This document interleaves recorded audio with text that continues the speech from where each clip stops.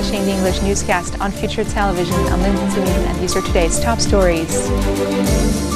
Justice Minister Ashraf Rifi resigns from cabinet after what he said were unacceptable practices carried out by Hezbollah and its allies. The cabinet will convene on Monday to address the repercussions of Saudi Arabia's decision to cancel a $4 billion grant for the Lebanese army. And the U.S. and Russia reach a provisional agreement on terms of a cessation of hostilities in Syria.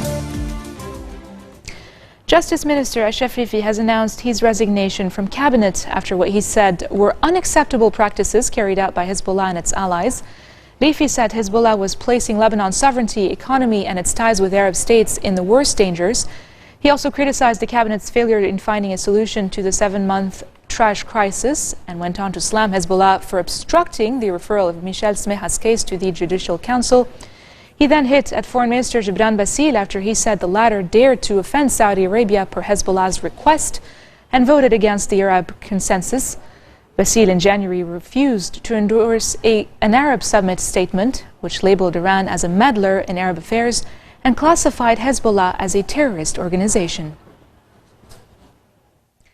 Interior Minister Nuhad al-Mashnou said the recent Saudi decision to halt aid for Lebanon's military and security forces was overdue, saying it indicates the importance of increasing resistance in Lebanon against anything which attempts to deviate it from its Arab axis.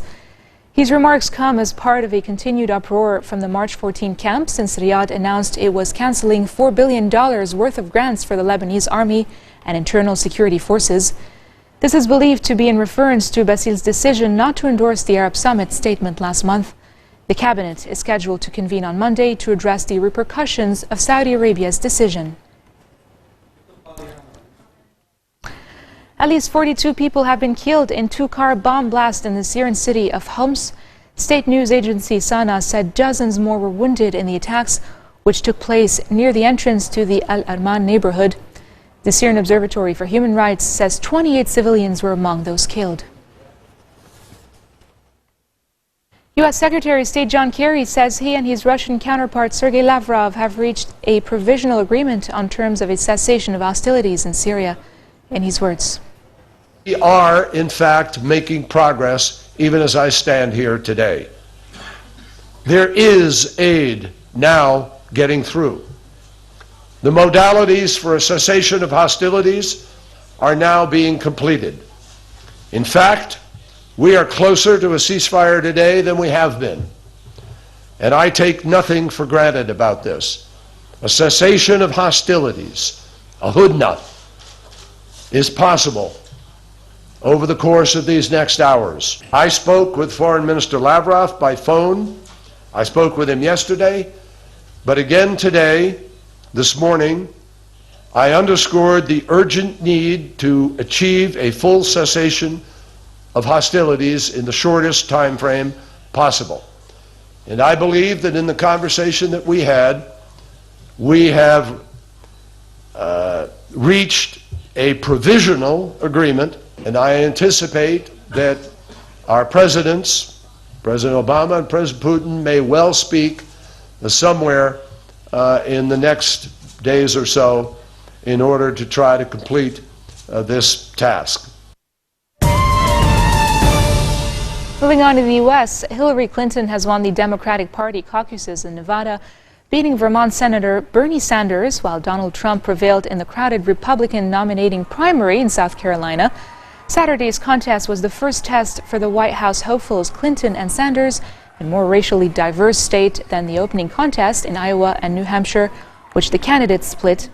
Meanwhile, former Florida Governor Jeb Bush, who has done poorly in the first 3 early Republican contests, suspended his campaign.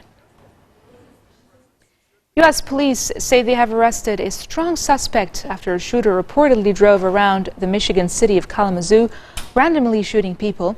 Police earlier launched a manhunt after at least 7 people were killed and several others were injured in the shootings late last night. One of the victims, a 9-year-old child, was in critical condition. And coming up next, we continue with our inspirational women's series featuring Lebanese. Stay tuned.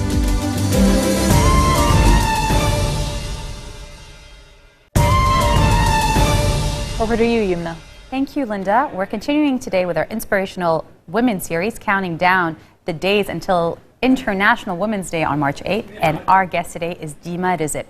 Dima is an avid volunteer turned philanthropic bracelet pioneer, a human rights activist who founded Crafts Bracelets for Change. I'm wearing one today. It all started with one volunteering trip to Malaysia that changed her life. We're going to talk about that in one instant. Among her accomplishments, Dima has fundraised for UNICEF and went to a Girl Up campaign. She has planned a youth camp in Lebanon with over 30 people in a small village where she taught English and math to underprivileged youth. During that time, she also expanded her use of bracelets to inspire change. She has gotten Jean-Claude Van Damme and his whole family to wear her bracelets. Among other people include Miss USA, Miss England, and Miss World to support her as well. For more information, you can check Dima's website. But let's just start by welcoming our guest, Dima Rizit. Thanks for being here. It's okay. Thank you for having me. I'm going to start, I know we've talked a lot about this. This Malaysia trip, it changed your life. I know you fundraised. You were in high school at the time. You were 17 years old. You were able to fundraise 4,000 British pounds. You live in London, and you came specially for us today, so thanks for being here. Thank you for having me. And then you went to Malaysia, and it changed your life. How so? I think it's because of how much fundraising I had to do before that. Fundraising in terms of cupcakes, making cupcakes. I never was in a kitchen in my life. I just had to get out there with my twin sister. Fundraised in terms of having gigs, running gigs. We had, oh God, there was so many events that we had to do. My friend had to shave his legs for us. I mean, that's something, we convinced him.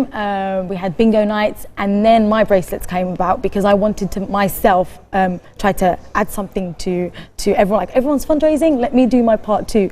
So my mom actually said, why don't you use these bracelets? So I did. I started making those bracelets, and from then on, I got people to buy them. And the small amount would go through, and that would be for me, in order to go on this trip.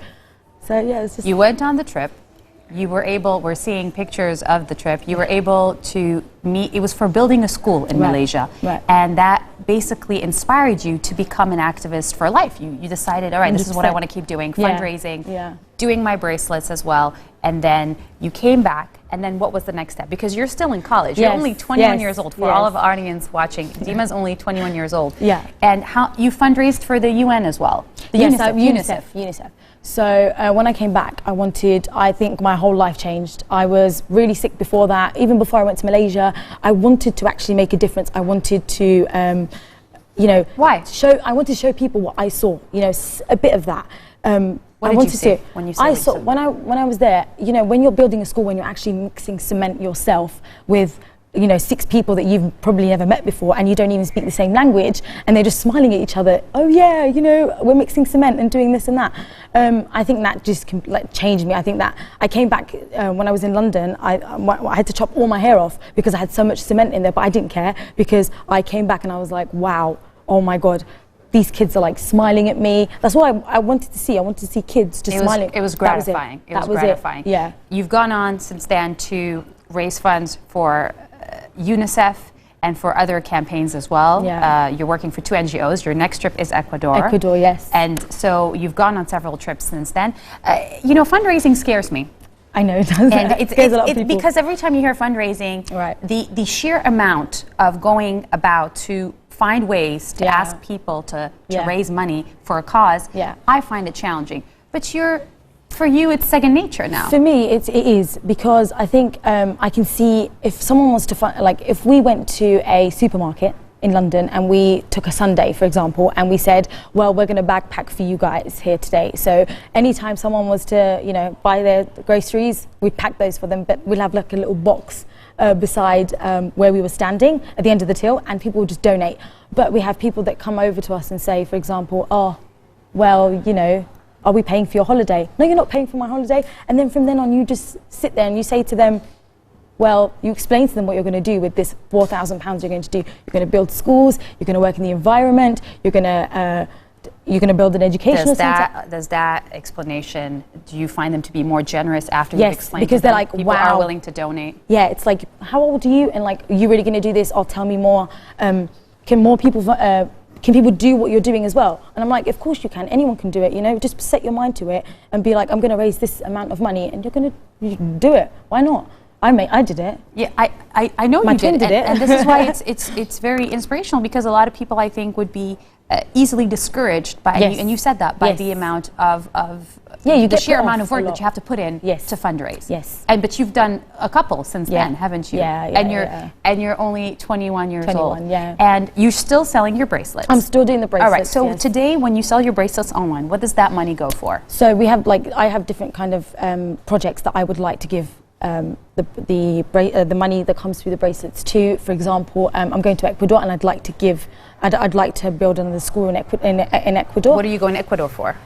Building schools, environmental work. So that's all very similar to Malaysia, but just in a different place. There's a lot of indigenous people that need our help. So when you look at the report and you're saying, you know, well, yes, definitely, because they have nothing, you know, and they would appreciate you being there.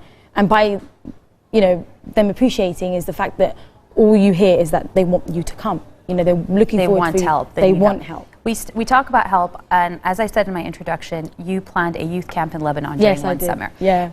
Was Lebanon and working with the youth in Lebanon different? How was it different than working with the youth in Malaysia, for example? Oh, I think if you want to focus on the You way... are Lebanese, and we got Yes, that's, yes, you know, you've this got- is yes, the inspirational yes, women of of Lebanon course. right now. Yeah. So how was it different? I think I really got I was really attached to the kids in Lebanon because they were so clever. It's like they wanted me to stay longer. They were like holding on to me, and I was like, these guys are just so amazing. Like each one of them can be and do something. They can raise their voices. They can speak for themselves. They're so clever. And I asked them. I was teaching basic English. Like we're talking about a village. I was teaching basic English, and I got so much more. I got kids actually walking in to the camp after, like they weren't even invited. Just came over to us and they were like, "Can we like join?" They were learning English, maths. They were so clever, and I was just like really happy the whole time. I felt like even though I say that smiling is like a language that I like to use with everyone in every country, but with these kids in Lebanon, I was able to talk to them. I was able to you know, tell them about what I do and how it's different for me to not live in Lebanon and still feel, you know, attached to them in some sort of way. Yeah, you probably feel like you're also giving back to the country as part of it as well. Yes, definitely. Maybe. Yeah, definitely. Do you have future plans to come back here and try to set up more camps? Do you think, is it on your list? I want to, definitely. Like, I really want to do that. Hopefully when I do launch my charity in the next few months, I want to come to Lebanon, and for the first school that I ever build would be to build it in Lebanon, nowhere else but in Lebanon. That's my kind of little dream in my head. You know, everyone says you want to do it in like an African country, but no, I really want to have one in to Lebanon. also make a difference here. Definitely. And definitely. just to end on this, your message for the youth everywhere, and as a young woman, right, to women here and the women watching you, what would it be? I would just say, you know, anyone is capable to make a difference. Everyone can change the world. You know, it's not just about your bracelets. My bracelet is something that I use, but I think that you can use your ability, not just your hobbies, anything that you're capable of doing. You know, if you think that you can make a difference, then serve other people in the way you feel that you can. All right. Yeah, well, thank you for being with us. No For more information, you can log into DIMA's website, www.dimarisk.com, and that is us continuing with our Inspirational Women series. Back to you, Linda. Thank you, Yumna. This marks the end of our bulletin for today. Now for a reminder of our top stories. Justice Minister Afifi resigns from cabinet after what he said were unacceptable practices carried out by Hezbollah and its allies. The cabinet is scheduled to convene tomorrow to address the repercussions of Saudi Arabia's decision to cancel a $4 billion grant for the Lebanese army. And the U.S. and Russia reached a provisional agreement on terms of a cessation of hostilities in Syria. Those are your top stories for this Sunday. We'll be here again tomorrow for more updates. Tune in.